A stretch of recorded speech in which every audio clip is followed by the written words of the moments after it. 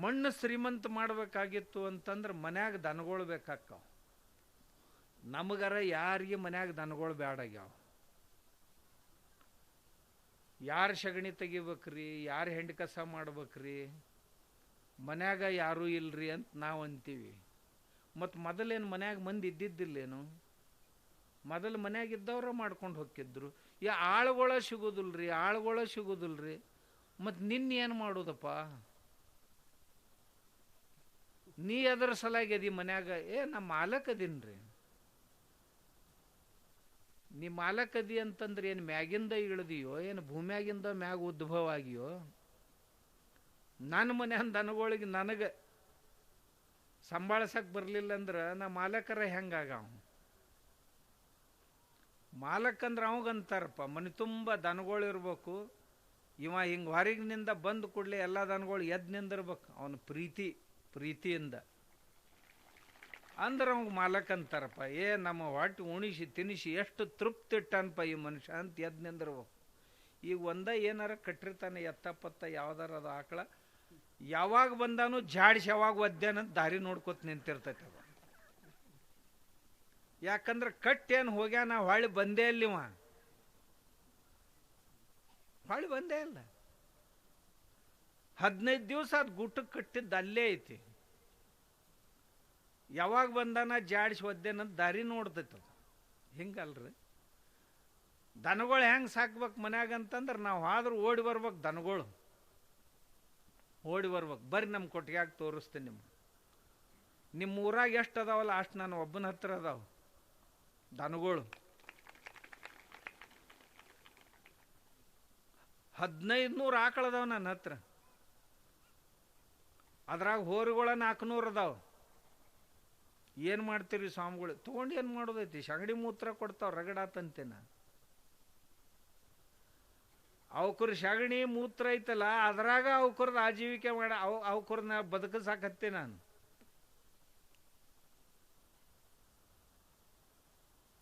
ಅವಕ್ರ ಮೇಮ್ಯಾಗ ಕೈ ಆಡಿಸ್ತೇನೆ. ದಿನ ಉಣ್ಣಾಕ ತಿನ್ನಾಕ ಹಾಕ್ತೇನೆ. ನಾ ಹಿಂಗೆ ಕೊಟ್ಟಿಗೆಯಾಗ ಹೋದ್ರೆ ಎದ್ದು ನಿಂದಿರ್ತಾವ ದನಗಳು. ಹಿಂಗೆ ಹೋದ್ರೆ ಓಡಿ ಬರ್ತಾವ. ನಿಮ್ಮ ಬರ್ತಾವ ನೋಡ್ರಿ ಮನ್ಯಾನು.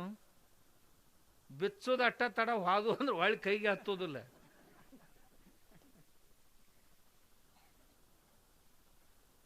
ನಮ್ಮ ಗೋಶಾಲೆಗೆ ಒಬ್ರು ಒಂದು ದಿವಸ ಒಂದು ಕೆಟ್ಟ ಎಡಮುಟ್ಟು ಆಕಳ ತಂದು ಬಿಟ್ರಿ ಯಾರೋ. ಊಟ ಮಾತು ಕೇಳ್ತಿದ್ದಿಲ್ಲ. ಇಲ್ಲ ಇದಕ್ಕೆ ಹೊಂಟಿದ್ರು, ಅದು ಕಸಾಯಿ ಖಾನಿಗೆ ತೊಗೊಂಡು ಹೊಂಟಿದ್ರು. ಯಾರೋ ಹುಡುಗರು ಹಿಡಿದು ರಾತ್ರಿ ತಂದು ಬಿಟ್ರು. ಅದಕ್ಕೆ ಪಕ್ಕಾ ಖಾತ್ರಿ ಆಗಿತ್ತು ಕೊಲ್ಲಾಕ ತೊಗೊಂಡು ಹೊಂಟಾರ ಅನ್ನೋದು. ತಂದು ಬಿಟ್ರದನ್ನ. ಅದೇನು ಒಟ್ಟ ಕೈಗೆ ಸಿಗಲಿಲ್ಲ. ಹಿಂಗೆ ಓಡಾಡ್ಕೋತಾನೆ ಇತ್ತು. ಆದ್ರೆ ಸನ್ಯದಾಗ ಬರ್ತಿತ್ತು. ಹಿಂಗೆ ಯಾರ ಹೋದ್ರಂದ್ರೆ ಹಾಯಕ ಬರ್ತಿತ್ತು. ಬೇಫಾಮ್ ಆಗಿತ್ತದು. ನಾ ಏನಂದೆ ನಮ್ಮ ಕೊಟ್ಟಿಗೆನ ಮಂದಿಗೆ, ನೀವು ಅದ್ರ ಹತ್ರ ಹೋಗಕ್ಕೆ ಹೋಗ್ಬೇಡ್ರಿ, ಅಷ್ಟು ದೂರತ ಹೋಗಿ ಒಂದು ಜರ ಮೇವು ಹಾಕಿ ಅಲ್ಲೇ ಒಂದು ಬಕೆಟ್ ತುಂಬಿಟ್ಟು ಬರ್ರಿ ಅಂತ ಹೇಳಿದ್ ನಾನು. ಆ ಗಿಡದ ಕೆಳಗೆ ಇಟ್ಟರು. ಅಲ್ಲಿ ಬಂದು ತಿನ್ನಕ್ಕೆ ಹತ್ತದು. 4-5 ದಿವಸ ಅಲ್ಲೇ ಹಾಕಿದೀವಿ ಅದಕ್ಕೆ. ಅಲ್ಲೇ ತಿಂತಿತ್ತು, ಅಲ್ಲೇ ನೀರು ಕುಡಿತಿತ್ತು, ಎಲ್ಲಾರು ಹೋಗಿ ಮಲ್ಕೋತಿತ್ತು. ಯಾರ ಕೈಯಾಗೂ ಸಿಗ್ತಿದ್ದಿಲ್ಲ ಸನೇದಾಗ ಹೋದ್ರೆ. ಅಲ್ಲಿಂದ ಅವ್ರಿಗೆ ಅಂದೆ, ಮರುದಿವ್ಸ ಅಲ್ಲಿಟ್ಟಿರಲ್ಲ ಅದು ಕಾಣಂಗೆ ಒಂದು ಜರ ತಂದು ಈ ಕಡೆ ಸನೇದಾಗ ಇಡ್ರಿ ಅಂದೆ. ಅಲ್ಲಿಂದ ಸನೇದಾಗ ಬರಕ್ಕೆ ಹತ್ತದು. ಮೆಲ್ಕ ನಮ್ಮ ಗೋಶಾಲಿ ಕಂಪೌಂಡ್ ಹತ್ರ ಬಂತು. ಮೆಲ್ಕ ಒಳಗೆ ತಗೋರಿಂದೀವಿ ಅದನ್ನ. ಒಳಗೆ ಬಂತದು. ಒಳಗೆ ಬಂದ್ರೆ ಹೋಗಿ ಒಂದು ತಟ್ಟು ಮೂಲ್ಯಾಗ ನಿಂದ್ರದು. ಉಳಿದ ದನಗೊಳಗೆ ಕುಡ್ಕೊತಿದ್ದಿಲ್ಲ ಅದು. ಮೆಲ್ಲಕ ಅಲ್ಲೇ ಹಾಕ್ರೆ ಅದಕ್ಕೆ ತಿನ್ನಾಕ ಉಣ್ಣಾಕಂದೀವಿ. 15-20 ದಿನದಾಗ ಸಾವಕಾಶ ಮನುಷ್ಯರು ಹೋದ್ರೆ ಸುಮ್ಮನೆ ನಿಂದ್ರಾಕತ್ತು. ಅಲ್ಲಿಂದ ಅದ್ರ ಮೈಮ್ಯಾಗ ಕೈ ಆಡಿಸೋದು, ಅದಕ್ಕಿಟ್ಟು ಉಣಿಸೋದು, ತಿನ್ನಿಸೋದು, ಪ್ರೀತಿ ಮಾಡಿದ್ರೆ ಯಾರು ಮನುಷ್ಯರು ಹೋದ್ರೂ ಸಹಿತ ಈಗ ಅವ್ರ ಹತ್ರ ಓಡಿ ಬರ್ತೈತೆ. ಯಾಕಂದ್ರೆ ಅದು ಖಾತ್ರಿ ಆತಿ, ಇವ್ರು ಕೊಲ್ಲವ್ರಲ್ಲ ಕಾಯೋರದಾರಂತ.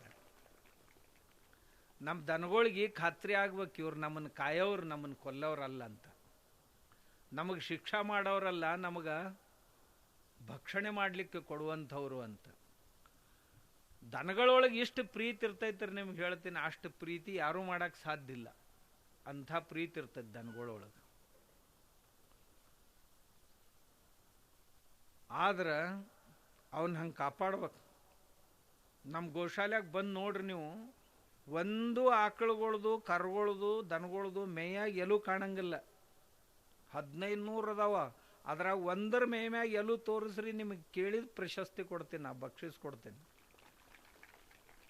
ನಾ ಗೋಶಾಲ್ಯಾಗಿದ್ದು ಕೆಲಸ ಮಾಡೋರಿಗೆ ಎಲ್ಲರಿಗೆ ಹೇಳೀನಿ, ದಾನದ ಮೇಯಾಗ ಎಲ್ಲೂ ಕಂಡು ಅಂದ್ರೆ ನಿಮ್ಗೆ ಎಲ್ಲೂ ಮುರಿತೀನಿ ಅಂತ ಹೇಳೀನಿ ಅವ್ರಿಗೆ.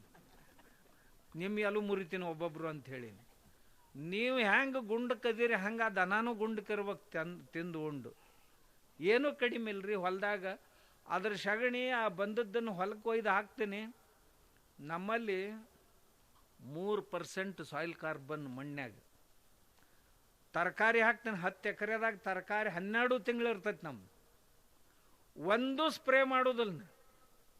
ಈ ಫ್ಲವರು ಗೋಬಿ ಅಂತೇನು ಕರಿತೀರಲ್ಲ ನೀವು, ಕೋಸುಂಬಿ ಅಂತ, ಅವಕ್ಕೂರೊಳಗೆ ಅವಕ್ಕೆ ಎಷ್ಟು ಸ್ಪ್ರೇ ಮಾಡ್ತಾರೆ ಅಷ್ಟು ಸ್ಪ್ರೇ ಬಹುತೇಕ ಯಾರಿಗೂ ಮಾಡ್ಲಿಕ್ಕಿಲ್ಲ. ಅವ್ನು ತಿನ್ನಬಾರ್ದು ಖರೆ ಅಂದ್ರೆ ಬಾಜಾರ್ದಾನು ಅಷ್ಟು ಸ್ಪ್ರೇ ಮಾಡಿರ್ತಾರೆ ಅದಕ್ಕೆ.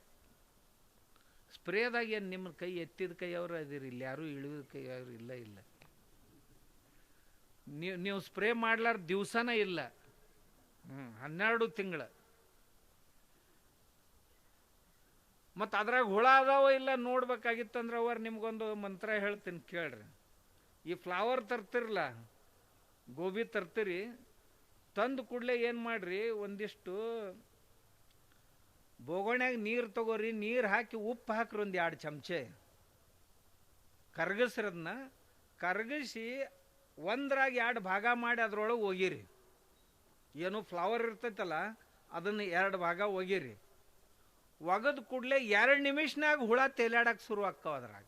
ಮತ್ತು ನೀವು ಹಿಂಗೆ ಹೋಳಿ ನೋಡಕ್ಕೆ ಹೋಗ್ರಿ, ಒಂದು ಹುಳ ನಿಮ್ಮ ಕೈಯಾಗ ಸಿಗೋದಿಲ್ಲ, ನಿಮ್ಮ ಕೈಯಾಗ ಸಿಗೋದಿಲ್ಲ. ಯಾವುದ ತರಕಾರಿಗಳನ್ನು ಅವು ಹುಳುಗಳು ತೆಗಿಬೇಕಾಗಿತ್ತು ಅಂದ್ರೆ ಹಿಂಗೆ ಕೊಯ್ದು ಒಂದೊಂದ ಹುಡ್ಕ್ಯಾಡಿ ತೆಗಿಯಕ್ಕೆ ಹೋಗ್ಬೇಡ್ರಿ. ಹಿಂಗೆ ಕಟ್ ಮಾಡಿರಿ, ಕಟ್ ಮಾಡಿ ಉಪ್ಪಿನ ನೀರಿನಾಗ ಹಾಕ್ರಿ.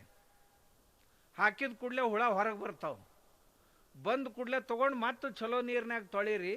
ತೊಳೆದು ನಿಮ್ಗೇನು ಅಡುಗೆ ಮಾಡ್ಬೇಕು ಮಾಡ್ರಿ. ಸುಲಭ ಐತಿಲ್ರಿ. ಇರ್ಲಿಕ್ಕಂದ್ರೆ ಒಂದೊಂದು ಹೋಳ್ಕೊತ್ ಕುಂದಿರ್ತೀರಿ. ಇಲ್ಲಿ ತೂತು ಬಿದ್ದೈತಿ, ಇಲ್ಲಿ ತೂತು ಬಿದ್ದೈತಿ, ಅದ ಹುಳ ಯಾಕಡೆ ಹೋಗೈತೆ ಅಂತ ಹುಡುಕ್ಯಾಡೋ ಅವಶ್ಯಕತೆನೇ ಇಲ್ಲ. ಆದ್ರೆ ನಮ್ಮ ಹೊಲದಾಗ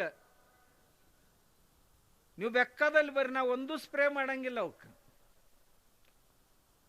ಒಟ್ಟ ಹುಳನೇ ಬರೋದಿಲ್ಲ ಹೊಲದಾಗ. ಏನು ಮಾಡೀರಿ? ನಾ ಮಾಡಿದ್ದೇನಂತಂದ್ರೆ ಮಣ್ಣು ಐತಲ್ಲ, ಆ ಭೂತಾಯಿನ ತೃಪ್ತ ಮಾಡೀವಿ. ಆ ಭೂತಾಯಿಗೆ ಬೇಕಾಗುವಷ್ಟು ಗೊಬ್ಬರ ಗಿಬ್ಬರ ಶಿಸ್ತಿನಾಗ ಹಾಕಿ ಮಣ್ಣು ಸಶಕ್ತ ಫಲವತ್ತಾಗುವಂಗೆ ಮಾಡೀವಿ. ಆ ಮಣ್ಣಿನೊಳಗಿರುವಂಥ ಪ್ರೋಟೀನ್ ಅಂಶಗಳು ಫಲವತ್ತತೆ ಬೆಳೆಯೊಳಗೆ ಬರ್ತೈತಿ. ಬೆಳೆಯಾಗ ಬಂತು ಅಂದ್ರೆ ಬೆಳೆ ಭಾಳ ಫಲವತ್ತಾಗಿತ್ತು ಅಂತಂದ್ರೆ ಬೆಳೆಯೊಳಗೆ ಚಲೋ ಪ್ರೋಟೀನ್ ಅಂಶಗಳು ಬಂದಿದ್ದು ಅಂದ್ರೆ ಅವು ಹುಳುಗಳಿಗೆ ಪಚನ ಆಗೋದಿಲ್ಲ. ಮತ್ತು ಹುಳುಗಳು ಪಚನ ಆಗಲಾರ್ದನ್ನು ತಿನ್ನೋದಿಲ್ಲ. ನಾ ಕೆಲವೊಂದು ರೈತರಿಗೆ, ದಾಳಿಂಬ ಮಾಡಿದಂಥ ರೈತರಿಗೆ ಹೇಳಿದೆ, ದ್ರಾಕ್ಷಿ ಮಾಡಿದ ರೈತರಿಗೆ ಹೇಳಿದ್ ನಾನು, ನಿಮ್ಮ ಬೆಳೆಗಳ ಮ್ಯಾಗ ಹುಳ ಬರಬಾರ್ದಂತ ಅನಿಸಿತ್ತು ಅಂದ್ರೆ ಮೊದಲು ಮಣ್ಣು ಶ್ರೀಮಂತ ಮಾಡ್ರಿ. ಆ ಮಣ್ಣಿನ ಶ್ರೀಮಂತಿಕೆ ಬೆಳೆಯೊಳಗೆ ಬರ್ಬೇಕು. ತಾಕತ್ತು ಶಕ್ತಿ ಬೆಳೆಯೊಳಗೆ ಬರ್ಬೇಕು. ಆಮ್ಯಾಗ ಆ ಹಣ್ಣ ಅದರ ಎಲಿ ಅವು ಹುಳ ಬಂದು ಮೊದಲು ಟೇಸ್ಟ್ ಮಾಡ್ತಾವೆ. ಮಾಡಿ ಅವಕ್ಕೆ ತಮಗೆ ಪಚನ ಆಗಂಗಿತ್ತಂದ್ರೆ ತಿಂತಾವು, ಇರಲಿಲ್ಲ ಅಂದ್ರೆ ಅದ್ರ ಸನೆಗೆ ಬರೋದಿಲ್ಲ. ಹುಳ ಅಟ್ ಶಾಣೆ ಇರ್ತಾವೆ. ಮತ್ತು ಮನುಷ್ಯ ಒಬ್ಬನ ಈ ಜಗತ್ತಿನಾಗ ಹಿಂಗದಾನ, ಪಚನ ಆಗ್ಲಿಕ್ಕಂದ್ರೂ ತಿಂತಾನ. ತಿಂದ ದವಾಖಾನ್ಯಾಗ ಸತ್ಯನ ಕರೆ ಇದನ್ನು ಬಿಡಬಾರ್ದಂತಾನೆ. ಆದ್ರೆ ಹುಳುಗಳು ಹಂಗಲ್ಲ, ಅವು ಸಾಯಕ್ಕೆ ತಯಾರಿಲ್ಲ. ಅವು ಪಚನ ಆಗ್ಲಿಕ್ಕಂದ್ರೆ ಬಿಟ್ಟು ಹೋಗಿಬಿಡ್ತಾವೆ. ಎರಡನೇದ್ದು ನಾ ಮಾಡಿದ ಉಪಾಯ ಏನು ಅಂದ್ರೆ, ಬದುಗಳೇನಿರ್ತಾವಲ್ಲ, ಬದು ಸ್ವಚ್ಛ ಮಾಡಬಾರ್ದು. ನೀವೇನು ಮಾಡ್ತೀರಿ, ಬದು ಜಳ ಜಳ ಜಳ ಜಳ ಮಾಡಿಬಿಡ್ತೀರಿ. ಬದುವಿನ ಮ್ಯಾಗ ಬಂದಂಥ ಕಂಟಿಗಳು, ಕರಿಕೆ ಆಗಲಿ ಹುಲ್ಲಾಗಲಿ ಏನಿರ್ತೈತಲ್ಲ, ಭಾಳ ಕೈ ಹಚ್ಚಬಾರ್ದು ಅದಕ್ಕೆ. ಯಾಕಂದ್ರೆ ನಮ್ಮ ಬೆಳೆ ಮ್ಯಾಗ ಬಿದ್ದಂಥ ಹುಳುಗಳು ಏನದಾವಲ್ಲ, ಇವುಗಳನ್ನು ತಿನ್ನುವಂಥ ಮಿತ್ರ ಕೀಟಗಳು, ನಮ್ಮ ಮಿತ್ರ ಕೀಟಗಳು, ಕೃಷಿಕರ ಮಿತ್ರ ಕೀಟಗಳು, ಆ ಬದುವಿನಾಗ ನೀವೇನಾರ ಕಂಟಿ ಇಟ್ಟಿದ್ರಿ, ಗಿಡ ಇಟ್ಟಿದ್ರಿ, ಬೇಡ ಏನಾರ ಒಂದು ಸ್ವಲ್ಪ ಹುಲ್ಲ ಪಲ್ಲ ಬೆಳೆದಿತ್ತು ಅಂದ್ರೆ ಅದ್ರಾಗ ಹೋಗಿ ತತ್ತಿ ಹಾಕ್ತಾವು.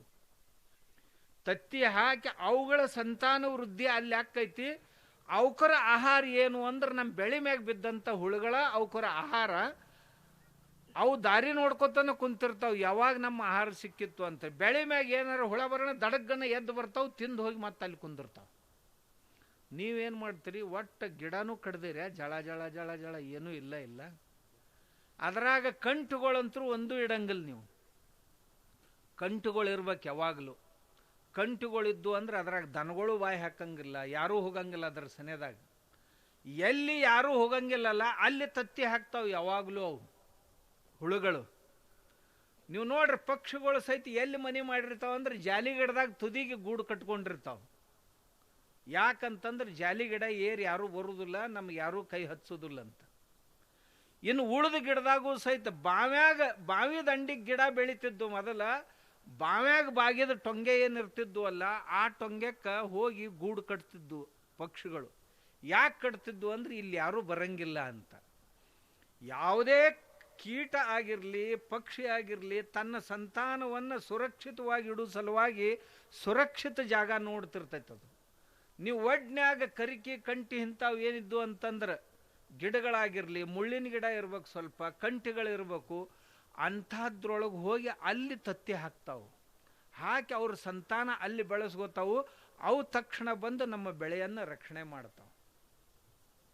ಇದು ಪದ್ಧತಿರಪ್ಪ.